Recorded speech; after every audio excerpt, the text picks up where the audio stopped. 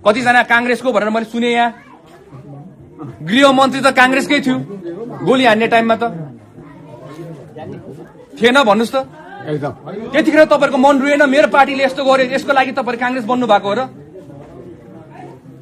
प्रधानमन्त्री एमालेको थियो, गोली हान्न आदेश दिएन भनेर भन्दैछ, अझै जिम्मेवारी लिएछन्। तर रोक्नु त सक्थ्यो नि त।